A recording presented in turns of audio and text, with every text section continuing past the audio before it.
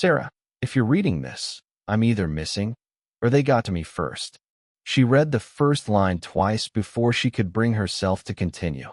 My real name isn't Daniel, but I never lied about loving you. The words blurred for a moment. She blinked, steadied herself, and kept reading. She sat alone on a station bench while trains came and went behind her. She never heard a single one. He wrote that he worked with investigators tracking financial crime. Her company was one of their targets.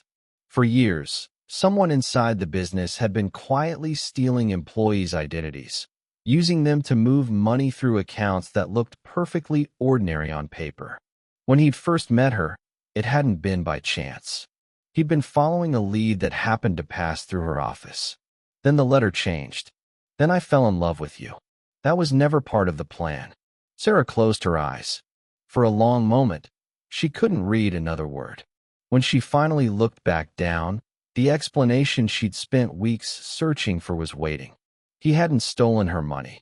He'd moved it into an account under her real, verified identity. If the fraud was reported, an account like that could be frozen almost immediately. The anonymous accounts the real thieves were using couldn't. Those could be emptied and abandoned before anyone even realized what had happened. He'd needed proof before he could tell her the truth. By the time he had it, someone inside the company had discovered who he really was. The message she'd seen on his phone, "You have until Saturday," it hadn't come from a stranger. It had come from the people who'd exposed him. Near the bottom of the page, one paragraph had been underlined. She read it twice, then a third time. His name appears on 3 of the falsified approvals I found. Trust no one at your office, especially him. Her hands tightened around the letter. She knew exactly who he meant, or at least, she thought she did. She folded the pages carefully and slipped them back into the envelope. For several minutes, she simply sat there. Everything she'd believed over the past 6 weeks had shifted. Daniel had lied to her about his name, his job, his life. But the biggest lie she'd believed was that none of it had been real. Now she knew better. It had been real, and it had been a mission. She still didn't know how someone was supposed to carry both truths at the same time. Eventually, she stood, wiped her eyes, picked up the flash drive, and walked toward her car. She knew where she had to go next. Her office. The next morning, Sarah drove to the office. Everything looked exactly the same. People chatted over coffee. Phones rang. Someone laughed down the hall. It was strange how ordinary a place could feel when you knew something inside it had been rotten all along. Her manager was in the break room, laughing with one of the executives. Relaxed, comfortable, like he didn't have a care in the world. Sarah wasn't ready to accuse him. Not yet. Not without seeing how he reacted. So, she kept her voice steady. "Can I ask you something?" "Sure. Do you remember a guy named Daniel? He used to pick me up from work sometimes." He barely looked up. "Can't say I do." He shrugged. "Should I?" It was such a small lie. It didn't need to be a big one. She'd worked with this man for 3 years. He'd signed her performance reviews, congratulated her on promotions, asked about her parents. And now he was looking her in the eye, lying as easily as if she'd asked about the weather. She didn't challenge him. She didn't need to. His answer told her everything the letter hadn't. She gave a polite nod, turned around, and walked out. The moment she reached her car, she called the detective. "I have something you need to see." An hour later, she handed over the flash drive. The investigators spent the next 2 days going through its contents. What they found was bigger than anyone had expected. Falsified employee records, fraudulent approvals, money routed through identities that belonged to real people but led nowhere. Everything had been designed to survive a quick review, not a thorough one. Sarah's stolen identity was just one name in a much longer list. She hadn't been singled out. She'd been one victim among dozens.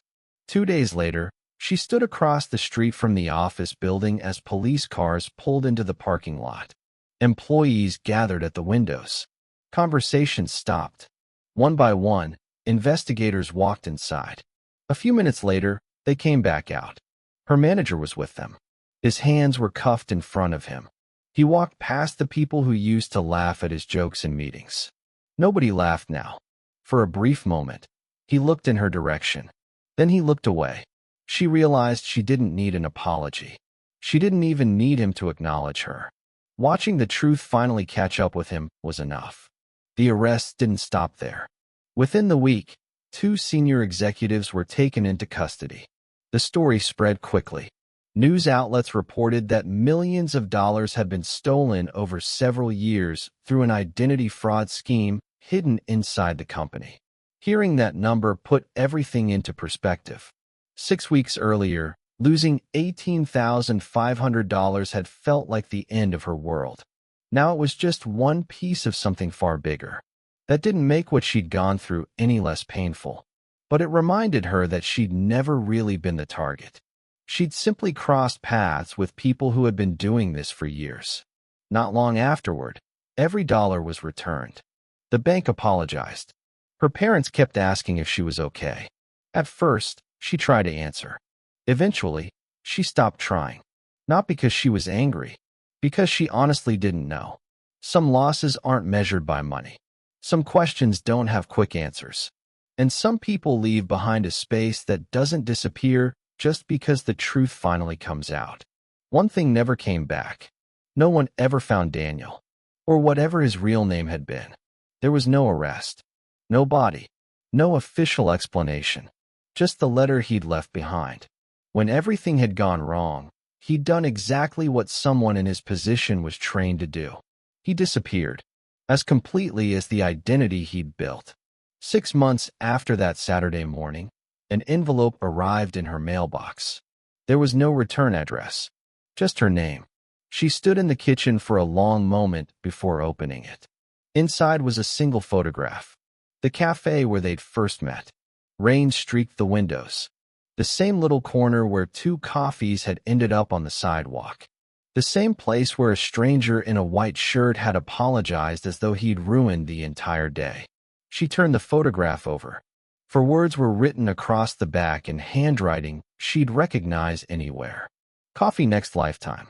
No signature. Nothing else. She traced the words with her thumb. Then she picked up her keys.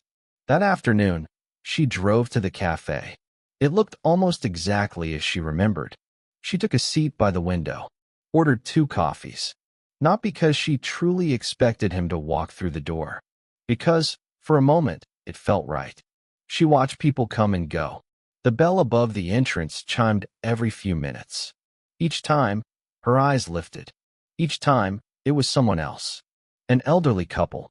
A student balancing books under one arm. A mother carrying a sleepy little girl. Hours passed. He never came. On the drive home, she realized something that surprised her. She wasn't waiting anymore. Not in the way she had been. There was still a part of her that wondered where he was. Whether he was safe. Whether he'd ever think about her the way she still thought about him. But the sharp edge of not knowing had finally begun to soften. Some answers had come. Others never would. And somehow, she had learned to live with both. She kept the photograph in the top drawer of her bedside table. Not hidden away. Not displayed. Just kept. Every now and then, on an ordinary Tuesday, she'd think about the man who'd bumped into her outside the office. The man who'd ruined 2 coffees and apologized like the world was ending. She'd remember the way he listened. The way he noticed little things no one else ever did. The way he made her believe, even if only for a while, that someone could know her completely. His name had been a lie. His life had been a lie.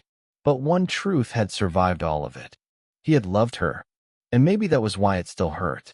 Not because she'd been deceived, but because, hidden inside all those lies, something real had existed anyway. She smiled to herself. Small. Bittersweet. Then she closed the drawer and got on with her day. If you would like to see more of these cinematic stories filled with secrets, suspense, drama, and many more from Velvet Veil, please like the video, click on the subscribe button, and turn on your notifications so that you don't miss out.